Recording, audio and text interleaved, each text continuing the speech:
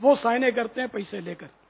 چاہے آپ مطلب ہے کہ مرگی کے مریض ہے، کوئی دمے کا مریض ہے، کوئی کیسا ہی مریض ہے، اس میں امراض کی میں نے لسٹ دیکھی ہے کہ میں گارنٹی دیتا ہوں، ڈاکٹر گارنٹی دے رہا ہے تو پتہ بھی نہیں ہوتا اس کو، وہ گارنٹی دے رہا ہوں کہ اس میں یہ مرض نہیں ہے، تو وہ سائن ہوتی ہے، چلا جاتا ہے، بندہ نکل جاتا ہے. بندے کو ڈاکٹر دیکھتا بھی نہیں ہے، بس وہ ترکیب ہوتی ہے. وہ یہ اسی طرح کے ایجنٹ جو ہوتے ہیں قافلوں والے اور یہ سب گھر بیٹھے سائنیں ہو جاتی ہے.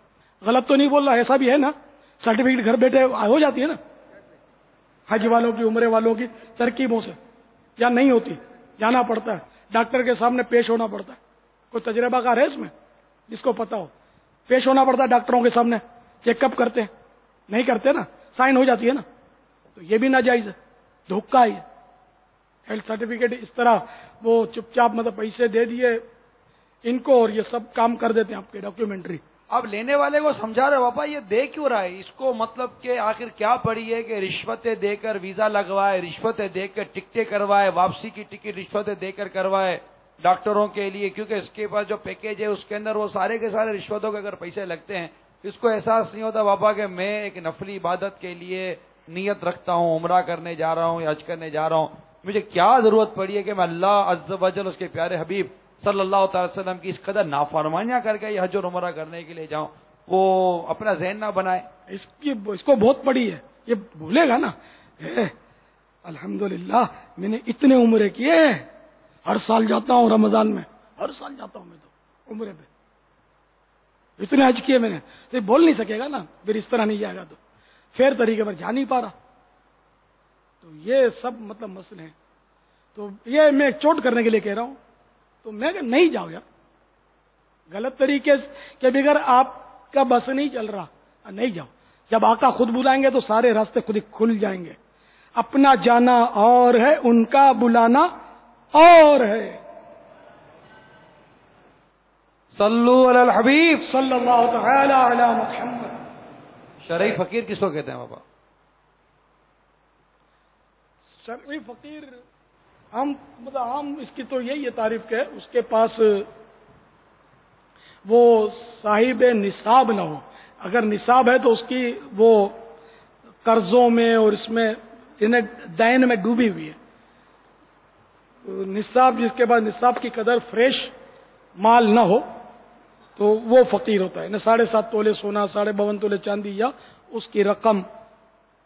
فقیر کی تعریف یہ نماز کے احکام، دعوت اسلامی کے اشاعتی ادارے مکتبۃ المدینہ کی شائع کردہ نماز کے احکام اور رسالہ قضا نمازوں کا طریقہ. فقیر وہ ہے کہ جس کے پاس کچھ نہ کچھ ہو مگر اتنا نہ ہو کہ نصاب کو پہنچ جائے، یا نصاب کی قدر تو ہو مگر اس کی حاجت اصلیہ یعنی ضروریات زندگی میں مستغرق یعنی گھرا ہوا ہو. مثلا رہنے کا مکان، خانہ داری کا سامان، سواری کے جانور یا اسکوٹر یا کار، کاریگروں کے اوزار، پہننے کے کپڑے، خدمت کے لیے لونڈی غلام، علمی شغل رکھنے والے کے لیے اسلامی کتابیں جو اس کی ضرورت سے زائد نہ ہوں. اسی طرح اگر مدیون یعنی مقروض ہے اور دین یعنی قرضہ نکالنے کے بعد نصاب باقی نہ رہے تو فقیر ہے، اگرچہ اس کے پاس ایک تو کیا کئی نصابیں ہوں. اور مسکین کی تعریف بھی سن لیجئے. مسکین وہ ہے جس کے پاس کچھ نہ ہو، یہاں تک کہ کھانے اور بدن چھپانے کے لیے. اس کا محتاج ہے کہ لوگوں سے سوال کرے اور اس سے سوال حلال ہے. فقیر کو یعنی جس کے پاس کم از کم ایک دن کا کھانے کے لیے اور پہننے کے لیے موجود ہے، بغیر ضرورت و مجبوری سوال حرام ہے، اور ایسوں کے سوال پر دینا بھی ناجائز ہے، دینے والا گناہگار ہوگا. واللہ تعالی اعلم ورسولہ اعلم عز وجل وصلی اللہ تعالی علیہ وآلہ وسلم. صلو علی الحبیب صلی اللہ تعالی علی محمد. توبوا الی اللہ استغفر اللہ. صلو علی الحبیب صلی اللہ تعالی علی محمد. غیبت کے خلاف جنگ جاری رہے گی. نہ غیبت کریں گے نہ غیبت سنیں گے انشاءاللہ عز و جل. محبتوں کے چور چغل خور چغل خور کفل مدین لگا رہے گا انشاءاللہ عز و جل. کفل مدینہ لگا رہے گا انشاءاللہ عز و جل. کفل مدینہ لگا رہے گا انشاءاللہ عز و جل. صلو علی الحبیب صلی اللہ تعالی علی محمد. اب یہ ارشاد فرمائیے کہ کسی کو اپنے حرام مال سے جان چھڑانی ہے. تھک گئے ہوں گے آپ بھی. سبحان اللہ، دل جو ہے فرما رہے ہیں آپ. بیچارے نہیں مجھے دیکھ رہے تھے، میرے سمجھ گیا، میں نے کہا یہ تھک گئے لگتا ہے.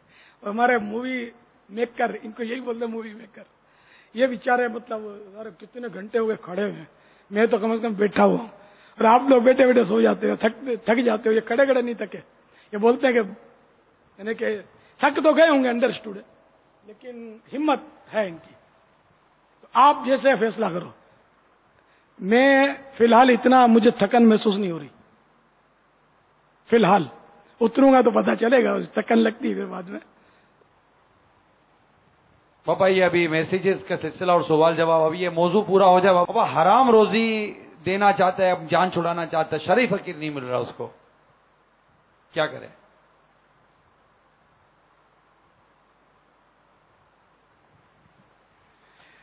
دعوت اسلامی سے رجوع کرے تو ہم انشاءاللہ اس کو ہیلا کر کے دعوت اسلامی میں چلا لیں گے.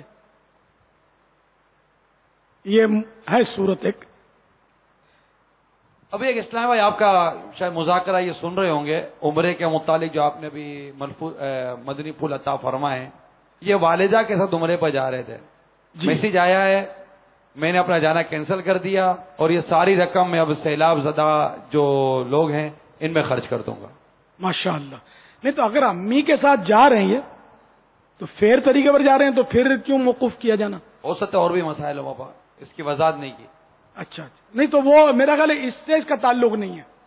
جھوٹ بول کر جانے کا جو ہے نا، شاید اس سے تعلق نہیں ہے. ویسے ہی وہ ایک نیک کام کر رہی بھی، اچھا کام ہے، نیک کام ہے. کہ واقعی یعنی کہ عمرے کے مقابلے میں اور نفلی حج کے مقابلے میں اسی کو افضل کہوں گا میں. یہ تو ہیں اس کے جزیات ہیں اور لکھے بھی ہیں اس میں اپنے 10ویں قسط میں. اس کی پہلا سوال ہی یہی ہے بابا. ہاں، معروضات اطاریہ جو ہے اس کی 10ویں قسط اگر مل جائے آپ کو مکتبۃ المدینہ تو اس میں ہے یہ کہ جبکہ کوئی حاجت مند زیادہ ہے، وہ زیادہ ضرورت مند ہے تو پھر اب اس کو دے دیں. تو حقیقت میں جو سیلاب زدہ ہے واقعی ہو، جس کا گھر بھی بہہ گیا، اگر بھلے وہ کروڑوں پتی تھا، اس کی بھینسیں بھی بہہ گئی، بیچاروں کے سب مویشی بہہ گئے اور کنگلا ہو گیا بیچارہ، اس سے بڑا کون حقدار ملے گا اپنے کو یار؟ تو واقعی اگر نفلی حج ہے، عمرہ ہے، تو وہ رقم ساری چپ چاپ اس کو دے دینی چاہیے. یہیں مدینہ مل جائے گا انشاءاللہ. اب کتنے لوگ اس سے افیکٹڈ ہیں. اب یہ جو بہہ گیا، جس کے آپ بتا رہے جانور بہہ گئے، میلے بہہ گئی، کاروبار بہہ گیا، ان کے پاس جن کا ادھار مال تھا وہ بھی بہہ گیا. اب وہ ان سے معذرت کریں گے تو وہ ان کی بیچاروں کی اب وہ کیا کریں گے؟ سیلاب زدہ آدمی جو بالکل آسمان کے نیچے بیٹھا ہوا ہے، جی جی. یہ اسے مانگیں گے تھوڑی، بلکہ بیچارے کو بولیں گے یا تم بھلے ہمارا پیسہ نکلتا تم یہ 2 لاکھ روپے اور لو، خود کو کھڑا کرو. ان کی آواز اب مارکیٹ میں الگ آنے کے امکانات، ان کا بھی تو ڈوبتا نا بیچاروں کا. تو یہ بہت بڑا ایک تو سانحہ، بہت یہ قومی سانحہ ہے ہمارا. اور جب سے پاکستان بنا ہے یہ پہلا سانحہ اتنا بڑا ہوا ہے. گناہ بہت بڑھ گئے ہمارے. ہم نے پاکستان کو پاک ہوتا ہے، پاکستان کو اپنے عمل سے اور کردار سے ہم نے پاپستان بنا کر رکھ دیا ہے. پاپ مانے گناہ، گناہستان بنا دیا ہے. ہمارے کرتوت ایسے کالے ہو گئے، چاروں طرف سے پڑ رہی ہے، دھاڑ دھاڑ زلزلہ آ رہا ہے، تو یہ مار تو وہ مار، دہشت گردیاں تو فائرنگ ہے، تو یہ تباہی مچی ہوئی ہے. لیکن گناہوں میں جو مست ہے وہ مست ہے. ابھی بھی کرکٹ کھیل کر ہو کر رہے ہوں گے کرنے والے، سونے نہیں دے رہے ہوں گے. یہ کیا کریں گے؟ یہ اب شہری تک یہ اللہ گلا کریں گے، پھر یہ شہری کریں گے، سحری کریں گے، پھر یہ گھوڑے بیچ کے سو جائیں گے، اوندے پڑے ہوں گے، وہ سارا دن نیند میں پاس ہو جائے گا ٹیم. پھر یہ اسکوٹر میں جا رہے ہوں گے تو پھر لڑائیاں کریں گے، گالیاں دیں گے. اس طرح کی کوالٹی، یہ اللہ کرے سب فیضان مدینہ میں آ جائے نا، انشاءاللہ سب سدھر جائیں گے. آپ انشاءاللہ لاؤ گے. آپ کوشش کرو، جن کے بس میں ہے وہ کوشش کرو کہ سمجھاؤ، خوف خدا دلاؤ، مان جائیں گے انشاءاللہ. جن کے دل میں درد ہوگا مان جائیں گے انشاءاللہ، بہت سارے مان جائیں گے. ہر ایک ہم کو SMS بھیج نہیں سکتا.